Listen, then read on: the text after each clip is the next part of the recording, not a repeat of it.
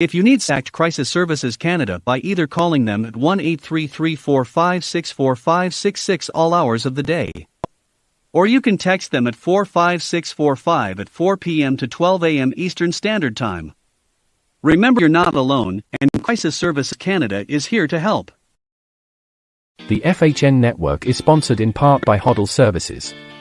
If you're looking for a disc jockey, karaoke host, video jockey to videographer, our company can help.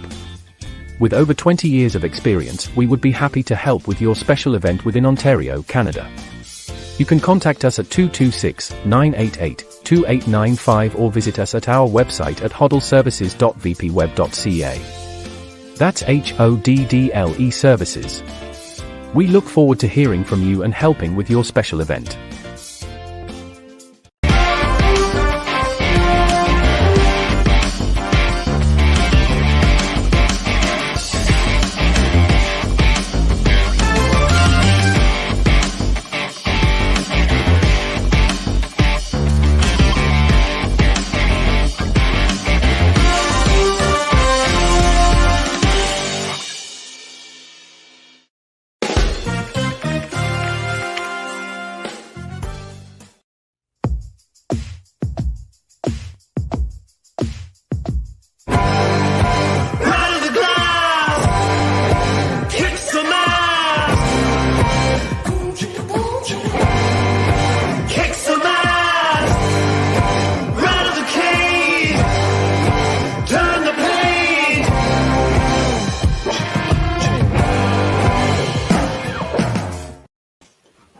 Hey, what's going on, Off the Puck hockey fans? Thanks for tuning in. It's our live recording of Season 3, Episode 4 of Off the Puck Hockey on the FHN Network. I'm your host, Tyler Fines, and you can catch Off the Puck on Rogers TV, Channels 13 in St. Thomas, London, Channel 20 in Kitchener-Waterloo. We're expanding, folks, and we're taking over this world.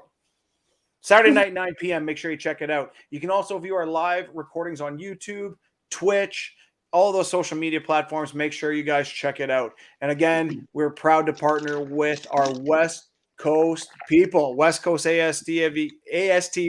We joined the fastest growing network in North America. NHL is back in full swing next week, October 13th. We cannot wait for the puck to drop. Until then, we have got some preseason games to catch up on. But right now, the talk of the town is Robin Lehner and what he is dropping on Twitter. He's dropping fire. And we're definitely going to talk about that with our guest. But before we introduce the guest, would love to say hello to the boys. So please welcome the fellas, Mr. Adam Stiles and Mr. Mike Walker, a.k.a. the coach, a.k.a. undefeated coach. What's up? Not too much, Findsy. Yeah, like you said there, we're 2-0 to start the season here in Port Dover, and it's been a very, very long time since that's happened. Guys breaking records. Stiles, what's going on? How's your mic? I don't know. Can you hear me? Yeah, at least we can hear you, dude. Yeah, we got the Port Dover internet's not what it used to be.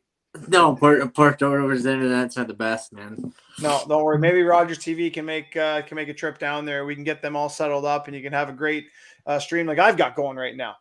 But first, before we got to get right into it, because we got an excellent guest on. He's a Port Dover resident, or used to be a Port Dover resident, and now Sportsnet legend.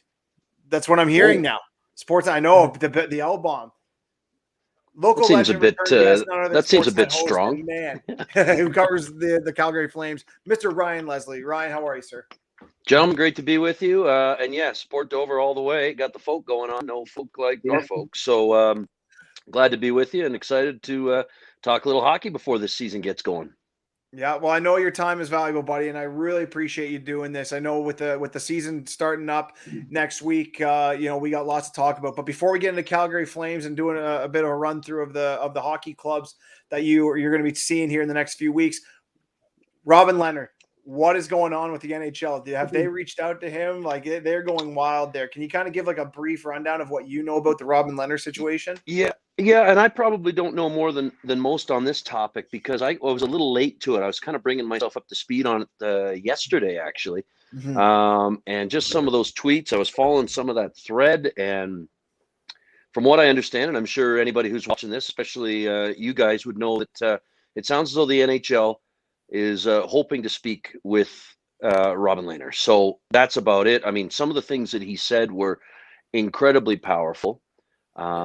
He's always been very outspoken, as we know. He's always had his truth, and in part of that is, being able to share it. And I think, for starters, individually or professionally, whatever it is that has gone on that he has alluded to, there was an Alain Vigneault reference in there that the truth is coming out. I'm sure there's much more in terms of, some of the medical procedures that have taken place, and maybe some things that he wasn't happy with. And I tread lightly because, I would never want to discredit either side, either the person making these allegations or the medical professionals who are providing their professional services. I'm not suggesting one thing did or did not happen. I just don't know enough about it to comment on it, because I know those professionals here in Calgary. They're top notch. It's obviously something that in every NHL market is incredibly serious. But when you have somebody, especially with where he is, right? Like where he is right now in his career, and where he is with a spotlight that is on him pretty bright, that can be a good thing, because it is a voice that maybe people will listen to, and it is a name that people will sit up and listen to. So whatever it is, I sit and wait, probably like you guys, to find out a little bit more. I haven't really followed it too much today, to be truthful, but yeah, that's an eye opener. And we've been through some.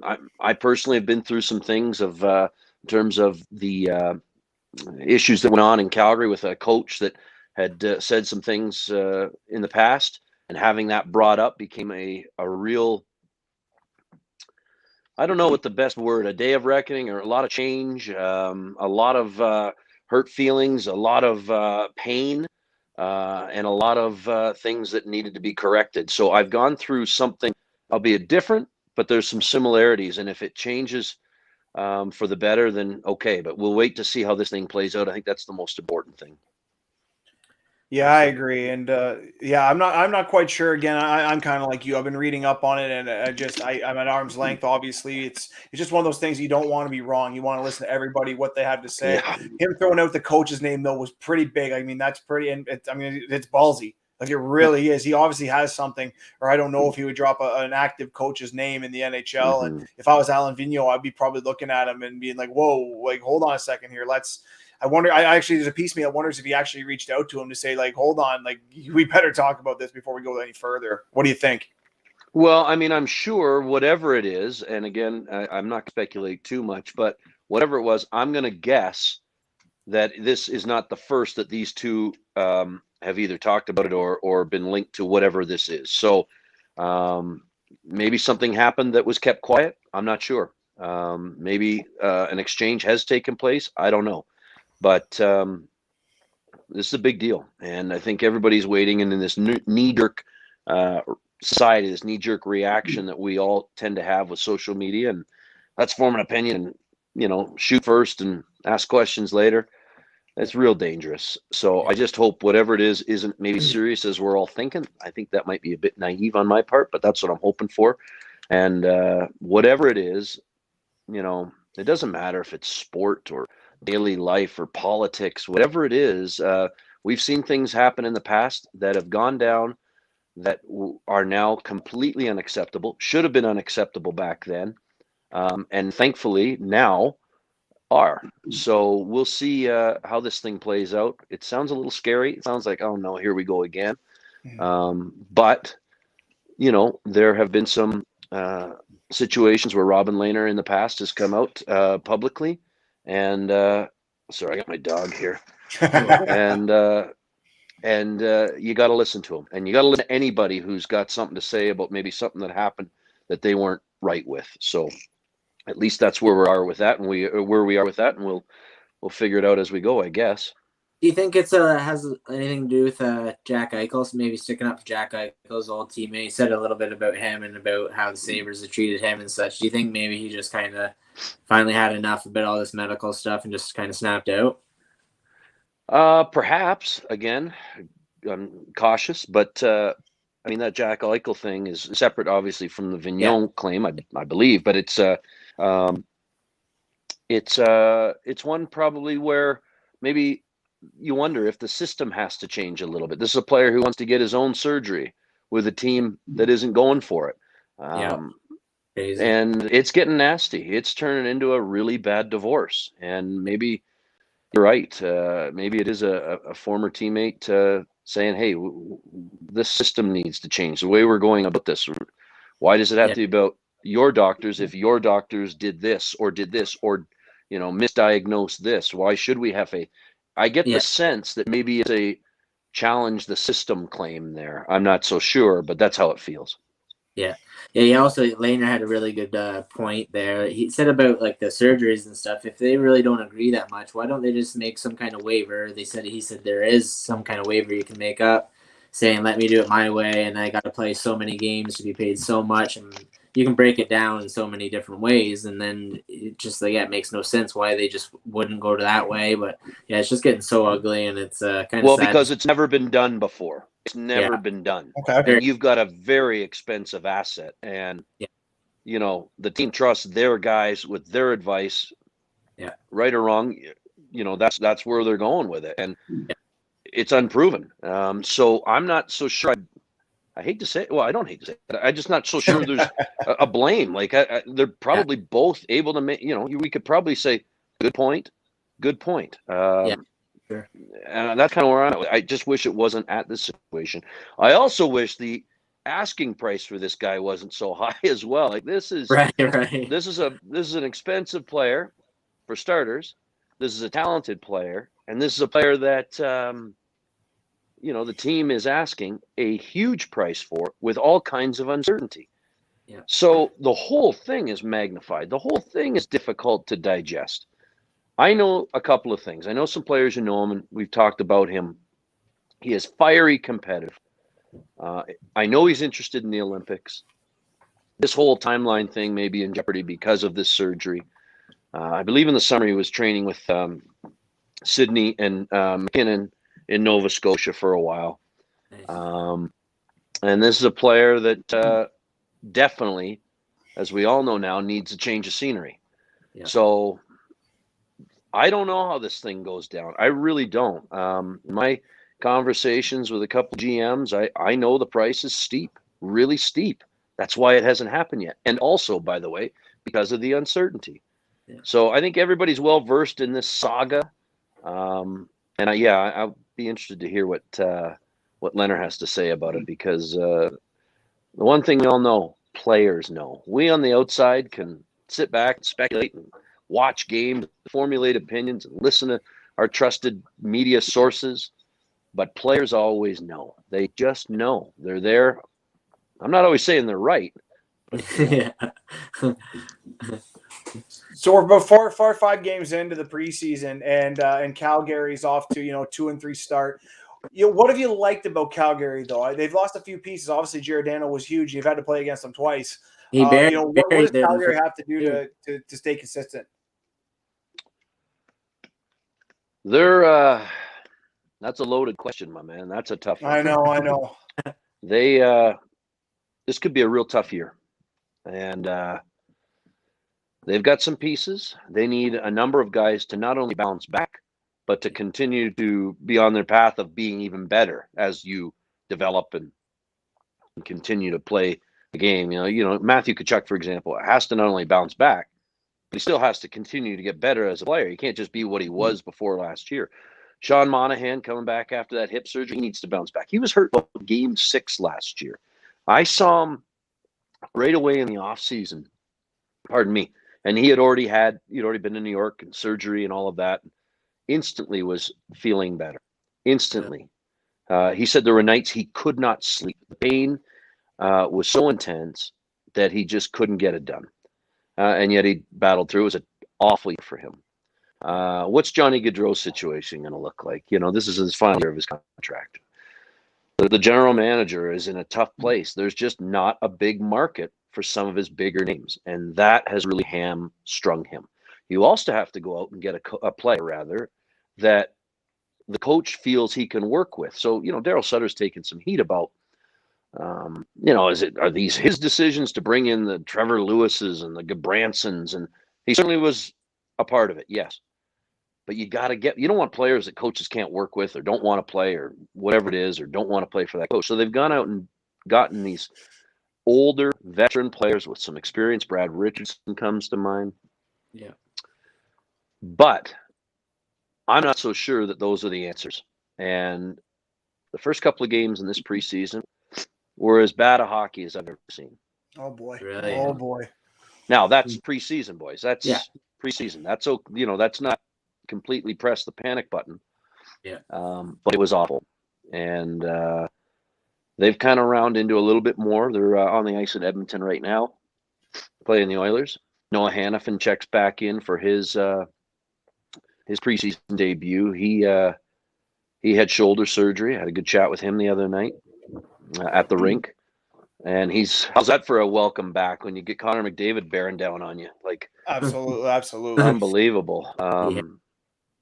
So I'm not so sure there's an answer again, but I am wildly curious about how this season plays out with the Calgary Flames. I'm not getting a good feeling about it, but this will be even where you guys are. You might want to keep an eye on this team because there may be some bumps in the road here. You've got to deal with the Johnny Gaudreau situation, as I mentioned. Do you have a plan for what you're doing with Matthew Tkachuk, who's got a couple of years left? Is Sean Monahan back? Is he going to be able to get you 30 goals again? He's a pretty consistent goal scorer in his history. Yeah. On that blue line, are we in for a nightmare back there? Or are some guys a little further along than we think? Because really right now, nobody thinks much of that blue line. You lose Mark Giordano, that's a big loss. What did you replace him with? Zadorov, Goodbranson. If somebody, if a guy like Chris Tanev can tap into a guy like Nikita Zadorov, you might have something there. Because I'm not so sure a lot of guys have been able to tap into him yet and help him get. He's big, he's mean, he's a character, he runs his mouth. It's great. Yeah. But boy, what we've seen out of he and Goodbranson, tough guys, characters, all that, physical, big. But this could get scary some nights, and we'll see how it plays out with whether or not they gel, whether or not that leadership. It's really going to come down to what does Daryl do for a game plan, and can Markstrom bounce and be all world again? Because this team's going to need both a great game plan. Do you like the 2-1 games? Because that's all you're going to see. And can your goalie do it? So you're going to get some great sound bites from the coach. I'll give you that. What's that? You're going to get some great sound bites from the coach. I'll give you that. That's one thing that's a guarantee in this world. Yeah, for sure. And everybody thinks it's kind of funny, and there's a few, but it could be a real long year. And Daryl, and another nice addition here as we look for maybe what solutions are. They bring in Kirk Muller, and I'm really hoping he can help tap into some of these younger guys too. This is a good man, a good coach, a lot of experience, a hell of a career himself. So I'm really hoping that he can help with the solutions. How are you with the puck? How are you without it? How do you make up for not being the fastest team in the National Hockey League? When he was in Montreal, they weren't overly fast. They had a few fast guys like Paul Byron and a couple of others. But if you watched Montreal, the one thing they were fast with the puck. In other words, not necessarily skating. They were just making really good decisions. They knew how to make that puck compensate for their lack of speed. They had some, but they weren't the fastest team in the league. But they still weren't a slow team, if you know what I mean. Calgary's got to figure out a way to do that too, and hopefully Kurt can do that. And hopefully he can tap into some guys to get the most out of them, because Daryl needs the help there for sure. Who's the backup there, Ryan? Vladar. Is it that it is? Yeah, I don't know. A little stint in Boston. Daniel Vladar. Yeah. Vladar. Yeah. Hopefully you can see Markstrom bounce back. That'd be nice to see too. He's due. And there's a goalie who would feel comfortable playing close to 60 games, but it's not about workload for him. They want he and they're all on the same page. They just want to win hockey games, and they're going to need to be working together in unison. You're going to need a good goalie, and we all know. Sorry, I might have to let this dog out. He Stop knows. it. You know. Stop. Well, listen, Ryan. I know you're catching the Flames game, and they're right now they're into it with Edmonton, and that's a tough task for any hockey club coming in there. But again, we really appreciate you coming back on for a second time. I mean, we loved having you on the first time. Still loving having you on. We'd love to have you back again. And I'm really hoping that the Flames can, like I said, I hope they prove you wrong, because I love Brett Ritchie. I know he's not an all-star on the team, but the guy's full of piss and vinegar, and I want him to do well. I want him to do, to play hard and maybe help out in any way he can. And I'd like to see Rasmus Anderson grow into the player I know he can be. Yeah, he was a nice addition there last year, and they've got a tough team. You talk Richie, Lucic, Goodbranson, Zadorov. I mean, I'm not so sure I'd want that. Maybe that's the game plan: beat the piss out of everybody. I don't know, but it might work if you can catch them. Those guys got to catch them, but they got a tough team, so we'll see if that's a part of the game plan. Well, listen, Ryan, thanks again for jumping on, and we can't wait to have you back. Thanks for having me, guys. All the best with the show. Thanks so much, Ryan. Appreciate it. Thank you so much. Ryan Leslie from Sportsnet out in Calgary covers the Flames, doing a hell of a job as normal, and absolutely fantastic. One of the best Ron McLean impressions I've ever heard. Oh yeah, over, damn! over I wanted to do that. Unbelievable. Oh yeah, it was wild. Wow. Damn, I was actually talking to. I haven't spoken with him in a while, but Jeff Merrick, and like I said, when he called Jeff Merrick and did that Ron McLean impression, it was incredible. So maybe maybe he'll return the favor and Jeff will come on the show one time. But I gotta agree with Ryan, man. That Calgary team, I don't think they're going to be good. Like, I think they're going to be at the bottom. As tough as I believe, toughness is important, and I actually wonder if that if you put a tougher club in there, kind of flip the script a little bit. How every year it changes a bit. Like one time speed's important. One time your goalies are important. One time the defense is important. I'm wondering if you get strong enough and scary enough that maybe we get back to scaring some of these guys. What do you think, Watts? I mean, yeah, like if they're not going to be beating teams, 6-7-1, they've got to have those close knit games where maybe a fight changes momentum and they make it 2-2. And have a shot at least getting a point out of the game, right? So, I mean, it's not a bad theory if you're not too confident in what you got right now. Yeah, have a really good penalty kill, be big, and turn over pucks in the zone. I mean, if you can do that, you might be able to scare a few of these teams. And they do have smaller guys. And I hate to say this, you lay the body to a few of these smaller kids, and even though you might not be able to catch them, but if you can rub them out on a regular basis, that takes a toll on anybody. I mean, these guys are monsters. They're friggin' huge. Yeah, Findsy, when you said the team, I was trying to look into the team to make some notes and stuff today, and wasn't too much to really highlight, but should have talked about your boy Mangiapane. He's a beast, man. The kid's so good. He works so hard. And again, there's a guy right there. There's a guy that he's worked his butt off. He's trying to hone his craft. He's trying to contribute. And he came, he came out of nowhere. Like, he's the MVP of the World 25. Did he not? What's that? Was he not just the MVP of the World Championships there in the? Yeah, he's crazy. Like, he's so good. Like, but he works on his craft, and I tell that to all the young guys, especially the kids, that have been played for me. That you have to love your craft. You have to work on your craft, and that's what he does. He comes out every day and works with Ryan Cavanaugh and Zach Fitzgerald, guys we've had in this show. But I'll tell you, Cavanaugh's done a really good job with him, helping him out and getting to where he can be an effective NHL player. I'm kind of hoping Matt Tkachuk. I'm not a Matt Tkachuk fan. I never have been. I think he's good. Do I think he's great? No. Johnny Gaudreau is a hell of a player, but my stance on college players. I don't think that they're that. I don't think they're that effective. Like, he had one great year. Love him. Eichel had a great year. Love him. Okay, win me something that matters. Yeah. Win me something that matters and be the person on a team that wins. I don't know why. It doesn't seem like it's it just doesn't seem like it's in the cards for some of those college players. I know I'll eat that statement and I'll eat it till I die, and I'm okay with that.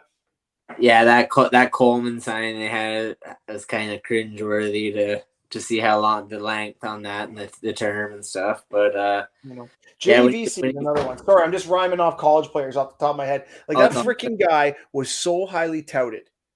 It was embarrassing. Who? VC. Jimmy VC. Oh, yeah. Jimmy, yeah. Huh? Yeah, exactly. Jimmy Vesey coming out of college. Now Like, he's there gonna you go. pass Like, around the still league like highly a hot touted. potato. Like, the Leafs hired his dad. Yeah. You know what I mean? Like, it's Yeah, brutal, no. but hey, it's all Just right. a dead. Exactly. It is But what yeah, it is. you said Kachuk there. Did you see that mess there they got going on in Ottawa with Brady Kachuk?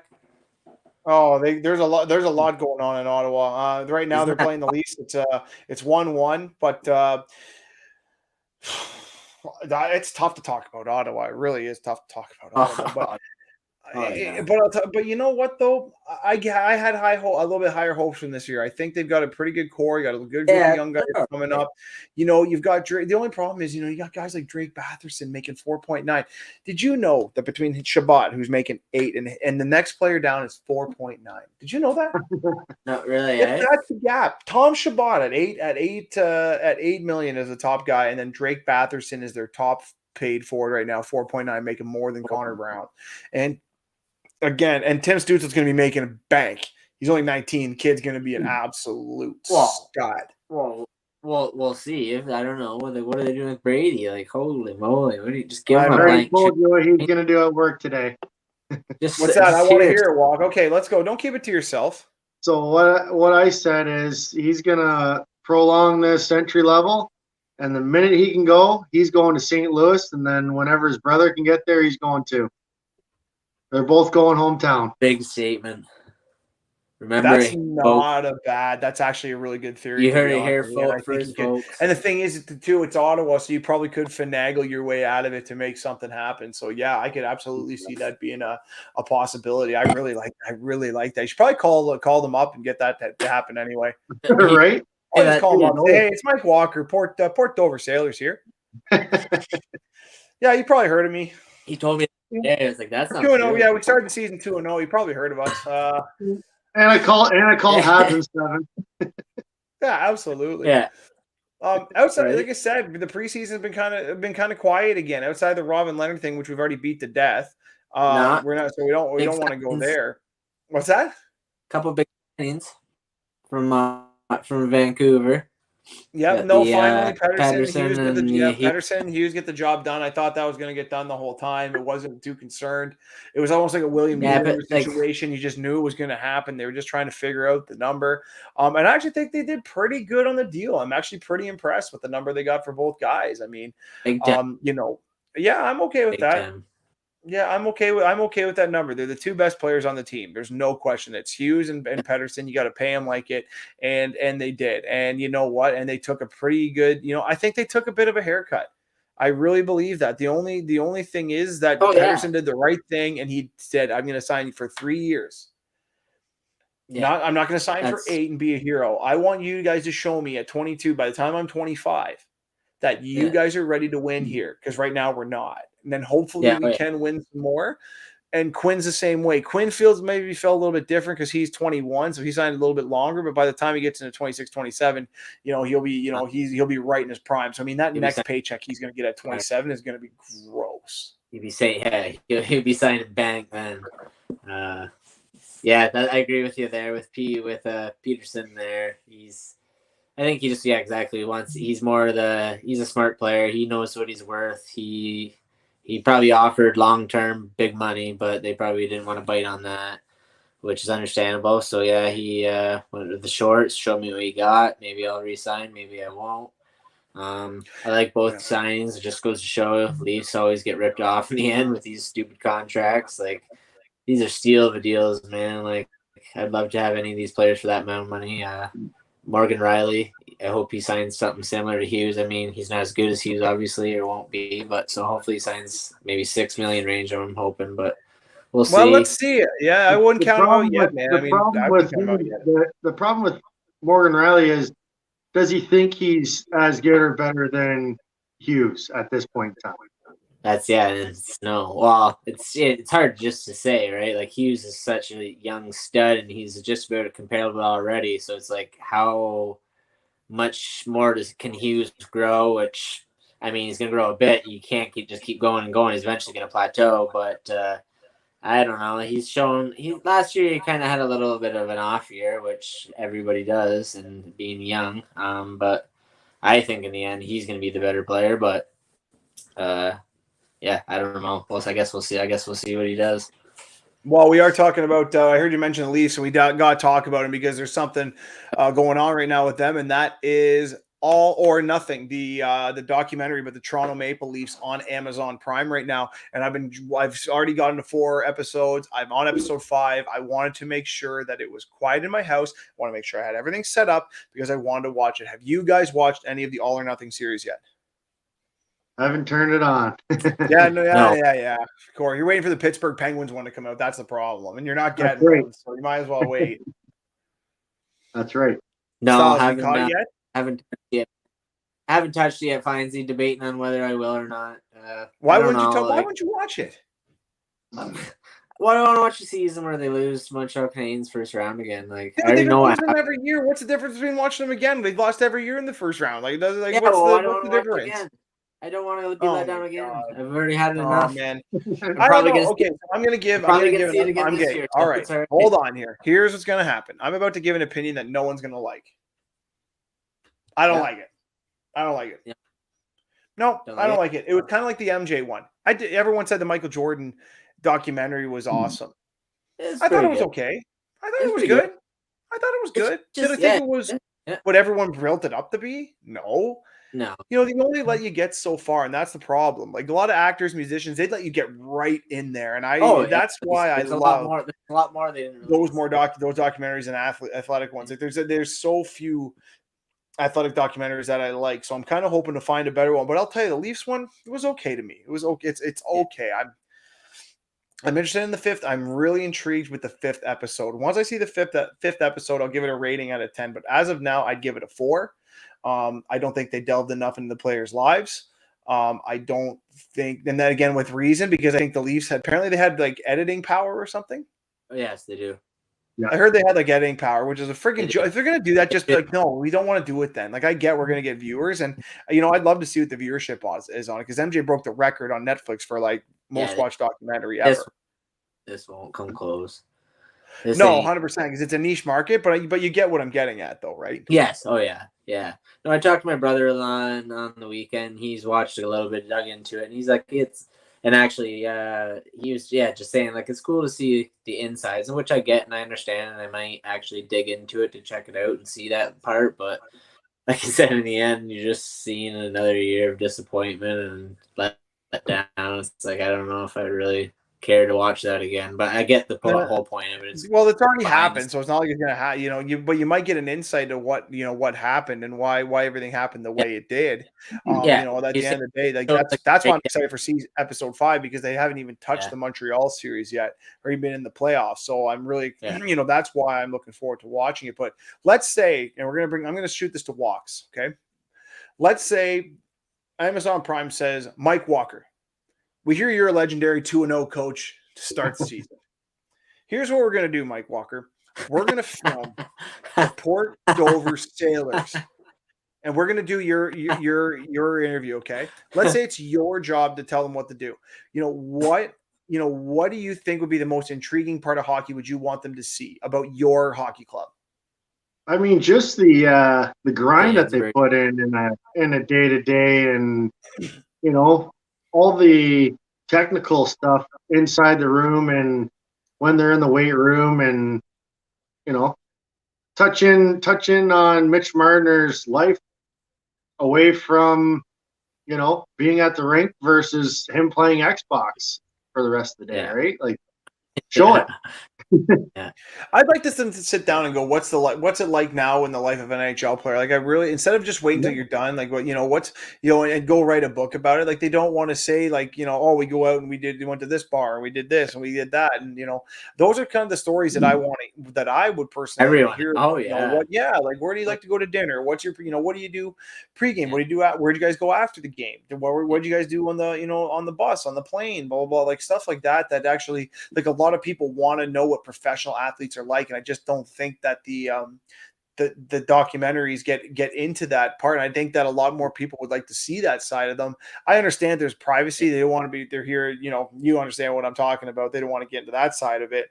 But but you obviously have to be very careful. There's a lot of privacy issues with that as well. And you don't want to make them out to be complete scumbags. Yeah, right. Absolutely. That's the thing. Like, yeah, going back to the MJ one, it's all his side of things, right? Like you said, you like to hear all the little bit finer details, the kind of more like, yeah, what they were doing at the bar, kind of who they seen, ran Or like into. my second day in the NBA, I got taken on a yacht. Yeah, My right. second day in the NBA was on a yacht. This guy was there. This guy was there. Yeah, Boom, boom, boom, boom. Kind of those stories that exactly, you want, right. that you want to You want take. to hear those kind of things. The party, yeah, with this guy, met this celebrity, met this other person, like Yeah, like this, did that. for some reason, we want to know exactly what Kim Kardashian's doing. We want to know what Travis Barker's doing. We want to know what this guy's doing. But I don't. Why don't we want to know what William Nylander was doing, or what why aren't they being in the spotlight a little bit more? I don't know. I guess maybe there's just not enough of a hook of being hockey players.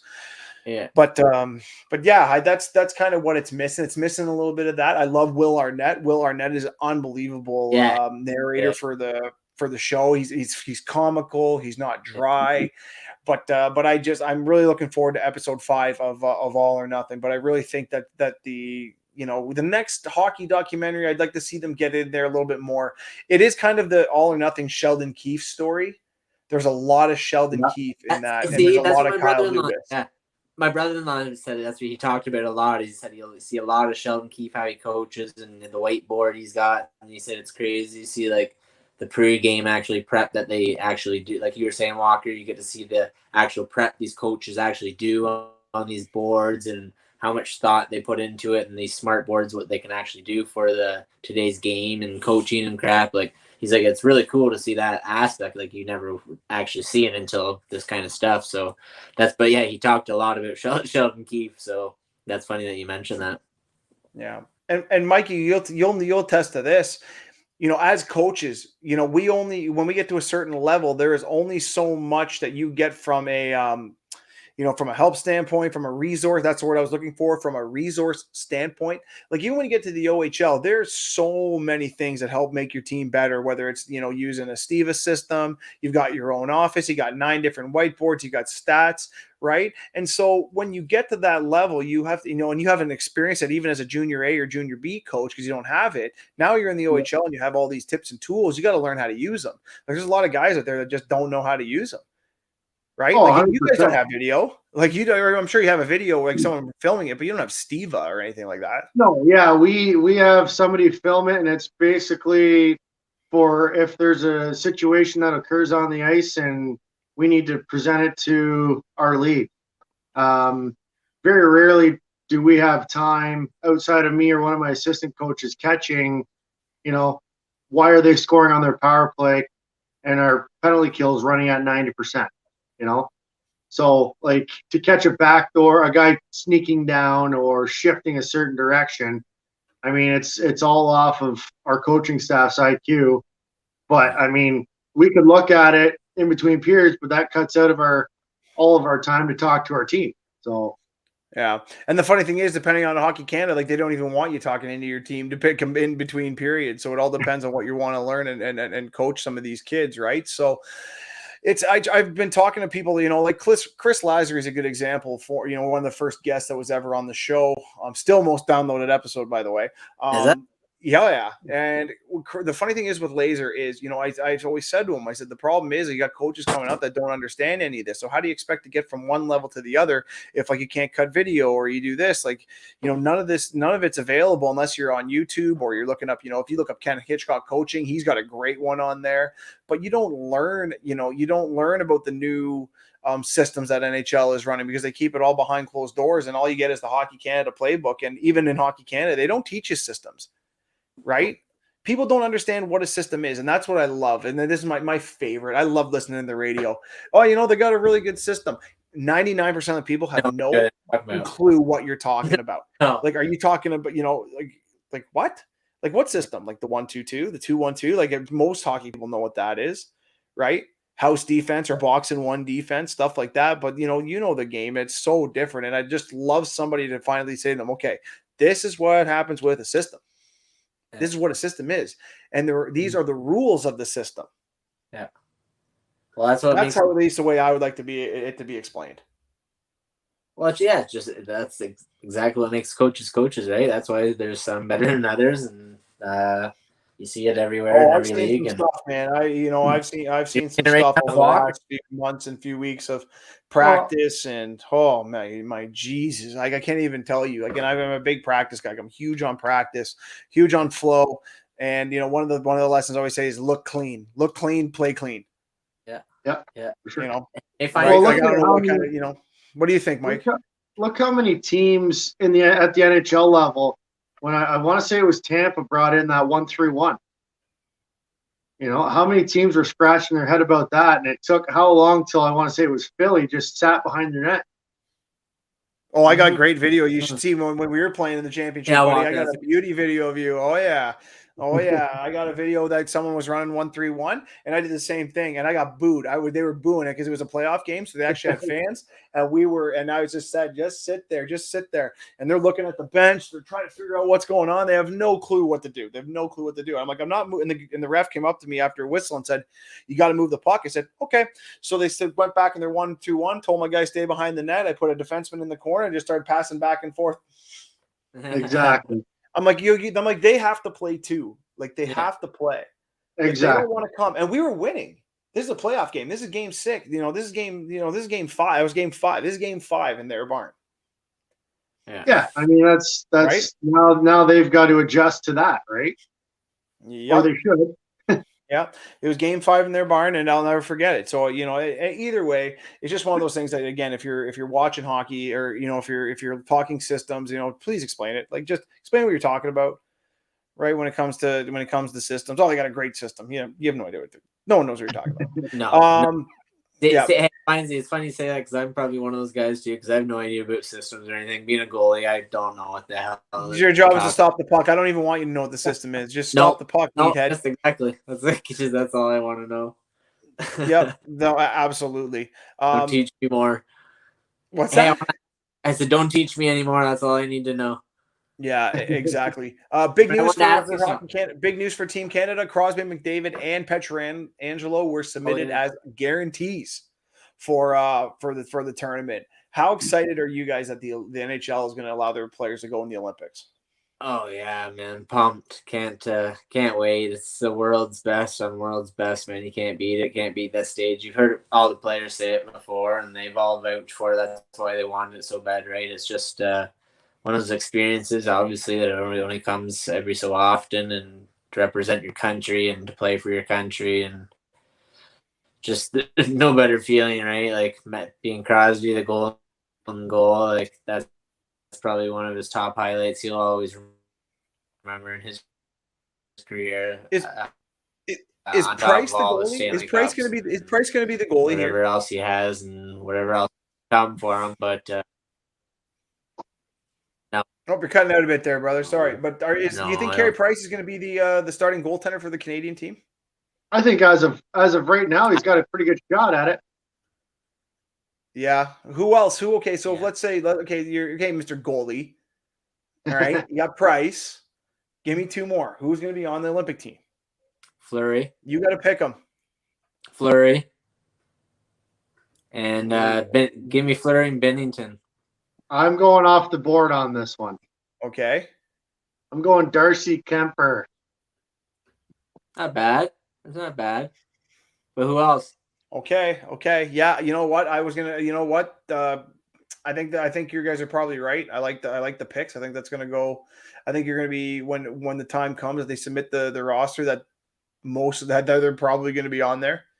Yeah. Right? But yeah, I think it's a good move for the NHL for those guys to get back into get them back into the game. They've got to be playing in the Olympics. There's no excuse for them not to. I hope they've got the insurance obviously worked out. They realize that they are the show. We are the best. Like, we're bringing the best. It's not the same without the NHL players. And I think the IHF the Olympic Committee finally decided it's time. We've got to give in to these guys. We've got to give them what they want. For sure.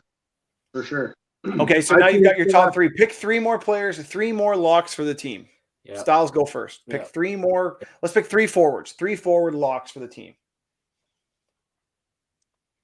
McDavid, Stamkos, and McKinnon.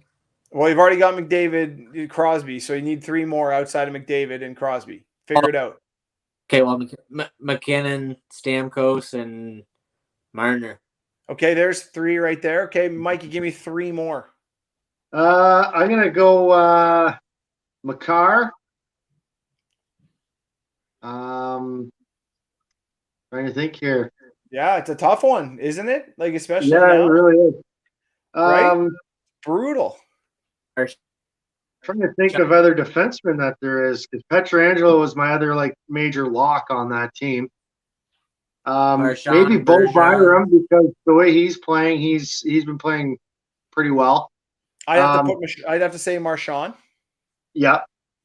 I'd have to say Marchand. What do you say? Shea Theodore.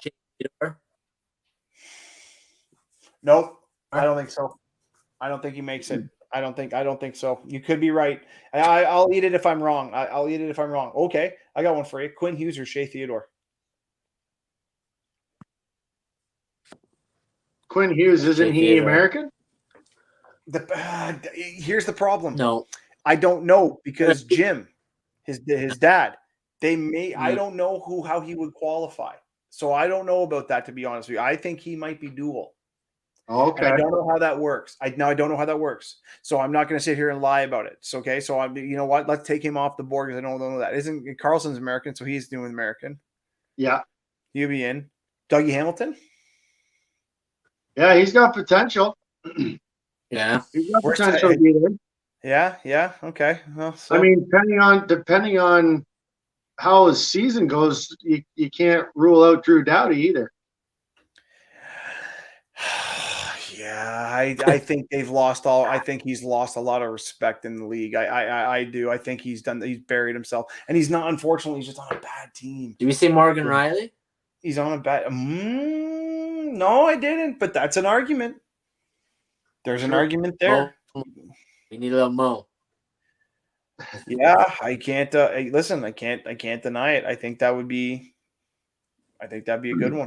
The problem that we have here is, you look at the last Olympic team, and their decor was pretty well completely shut down. And you look at what we're throwing out there, and it's complete offense. So there's got to be something off the board that's gonna. They have to have at least 2 shutdown guys. Well, they had Burns. Yeah. I mean, their offense is going to be their offense. We've already named pretty much the top 9 guys. So, I mean, the offense is going to be the offense there. Yeah. Right. So they're good. They're going to put up points. They're going to play hard, but they're going to be playing against everybody else's hard, good players too. Mark Stone, think he makes it? Who? Mark Stone. Oh, that's a tough one, man.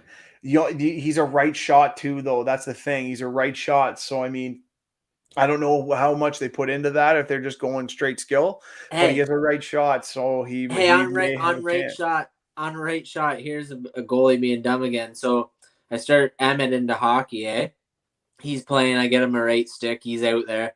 Oh, well, I don't think he's right. I'm a righty, but I don't think he's right. Every time he wants to grab it, he wants to go to the left. So I said to Bria, I think we got to get him in a new stick. He wants to hold the other way. And she goes, "Oh no, I know. I have a feeling that I'm going to have a lefty too, which is going to." She goes, "No, I do not want a lefty kid."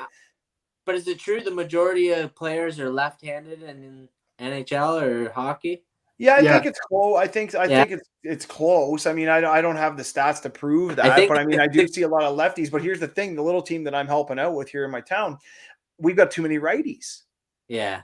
We have too many, right? Yeah, rare, right? Yeah, it's extremely rare, dude. So, so I don't know. I mean, that one there it's an interesting question, but that was funny because I started getting an argument with her. I'm like, no, like Walker was right. I'm like, I'm right-handed. I'm like trying to call the right-handed people. I'm like, Beal's left. It's going on. It's funny because out of our so she googled it. And it was like 67%, I think, are left-handed in the NHL, and the other is right-handed or something. So she's like, "See, I told you." I don't know. I'm a goalie. Well, right-handed defense are rare. Well, I shouldn't say rare, but they're a high commodity.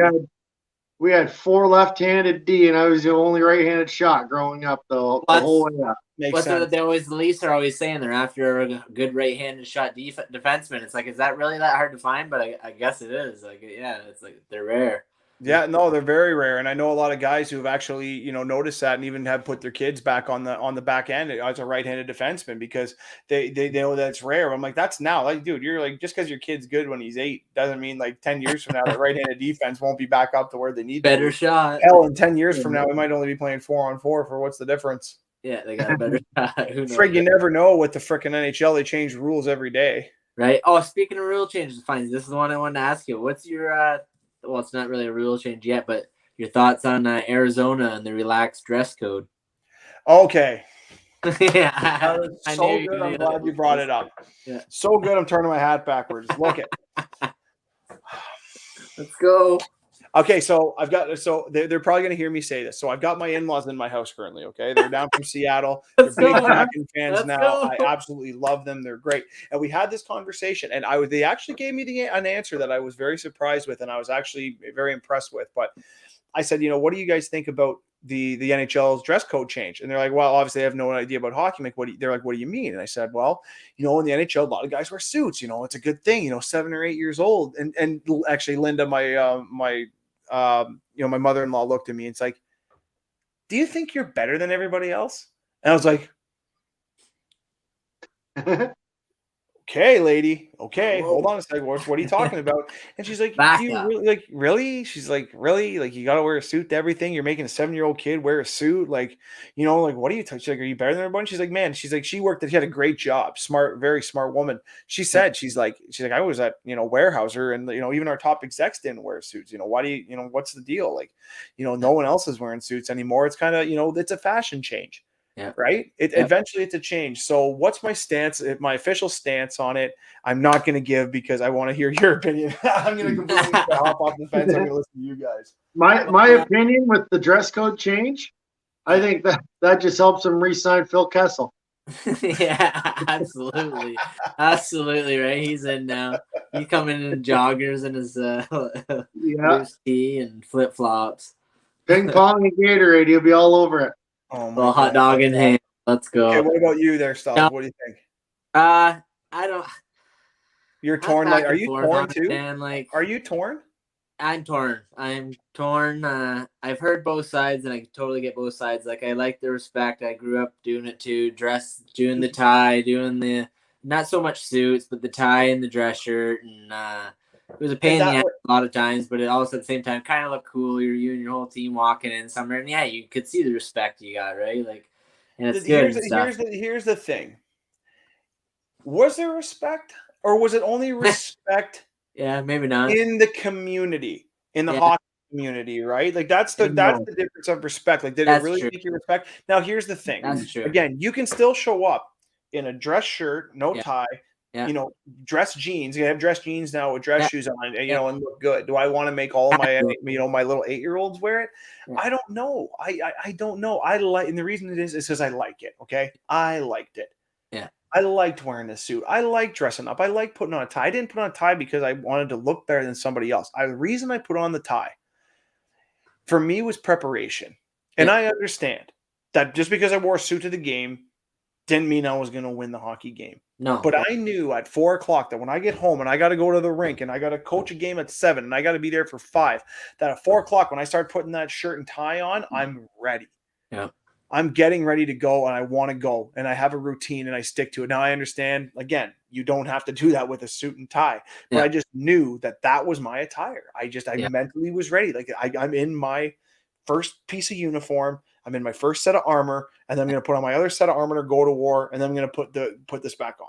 Yep. That's my look at it. But again, I don't know. What do you? I don't know. Yeah, like you said, it's one of those things that's almost like you shouldn't change, but at the same time, times are changing, man. It's almost you don't want it to go too far, like this NBA crap you see, and these guys walking in and just ridiculous outfits, and you listen I don't to get that level ever, but I mean, you can be relaxed and still dress and look pretty good. So I'm for that. I am for that for sure. You listen to Sean Avery talk about a relaxed dress code and like some of the stuff that he says he would wear. Like, I mean, it wouldn't be crazy to see, but it still looks classy. Absolutely, right? That's what I mean. And I mean, at the end of the day, at the end of the day, it's just fashion. Like that's really all it comes down to is fashion. I mean, if There's that's a going to lot make of them them feel, into it. listen, if it's going to make them feel good, sure, Yeah. have at it. Like, and again, if they want to show up in sweats and sweatpants too, like I guess that's okay. Like I don't know. I mean, that's their choice, dude. No, that's No, right. but but it's their choice. Like if we Yeah, go for away sure. from the relaxed Oh, dress yeah. code, that means there is no dress code. That means you can show up in whatever you want. Now, do you want to get made fun of? Or not, I shouldn't say made fun of, but do you want to lose the respect of your teammates because you keep showing up like you just rolled out of bed? That's a different They'd be story. the team joke for sure, yeah. Yeah, like if I go out and get $1,000 Gucci, sweater and pants, like it's just fashion. I got sweatpants, Gucci, sweaters, Gooch, fresh drip. We're good. Yeah. I think if you're gonna relax it that much, that it should at least be like team attire, so to speak. Maybe at the younger ages, but at the older ages, they're gonna say whatever you want. But like, they're gonna listen. They'd probably say to them, "You don't have to wear a tie. Yes, you don't have to wear a suit. Like if you're going to Arizona and you want to wear, a really nice like short sleeve dress shirt. You know what I mean? Yeah, like something wear in the office when it's freaking 90 degrees out. Yeah, exactly. Right. Short sleeve dress shirt, nice. With a nice pair of pants. And nowadays we've gone back to the old tight pants. Yeah. I'm wearing tight pants right now. I never thought I'd wear tight pants again in my life, but I'm wearing like tight Under Armours. Yeah. Right. The other day I bought a beautiful pair of gray slim pants. Looked at them. Butt looks good. All right. I'm on them. Yeah, I'm in. Wife likes them. It's funny because I don't buy clothes very often. When I do, I go out. What the hell is this crap? He's like, it's in style. I'm like, this ain't style, man. I'm like hugging my junk and it's so tight on my leg. I'm like, this ain't. No, she's like, it looks fine. I'm like, no, it's keep me. That's why I still have my cargo shorts, my camo cargo shorts, and she's so embarrassed by them every time I break them out. She's like, that is so old school. I'm like, it'll come back around and I'll be right back in style. Cargo shorts are awesome. I used to have a ton of those, but I don't know. Walks like, I mean, you guys, I know at junior, every level junior, but like, what are you guys? Are you guys just casual to the rink? No, we're right now we're suits. Our owner's big on, it's fine young gentlemen coming to and from the rink. So he's big on a dress code and we stick to it.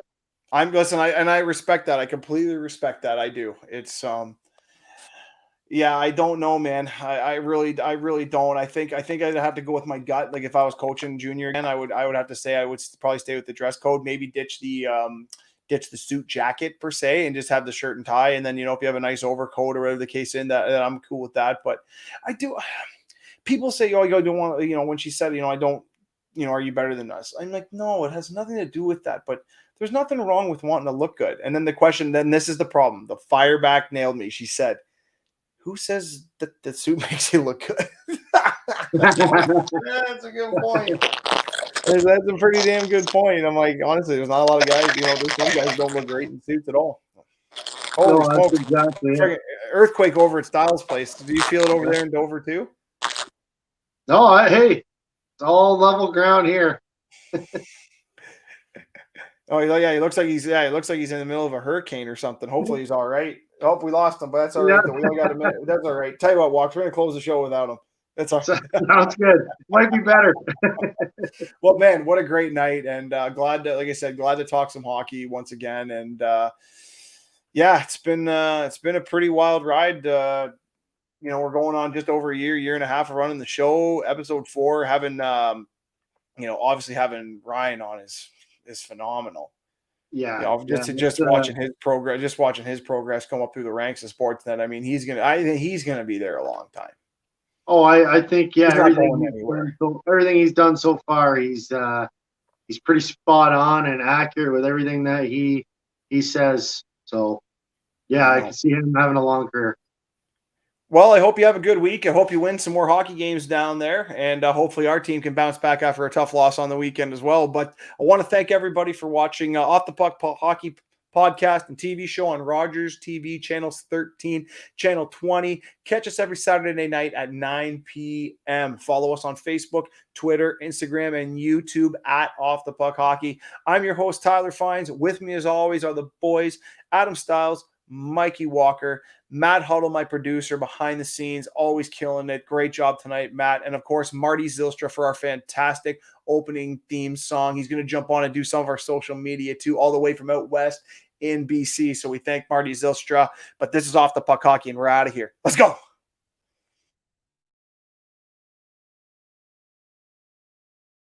Make sure to check out our past shows from previous weeks on our YouTube, Facebook, or Mixcloud channels. You can always catch up on podcasts while checking out our FHN Network channel on YouTube or Facebook. Or you can listen to an audio copy of our past shows on our Mixcloud channel at FHN_Network. The FHN Network, the future of entertainment.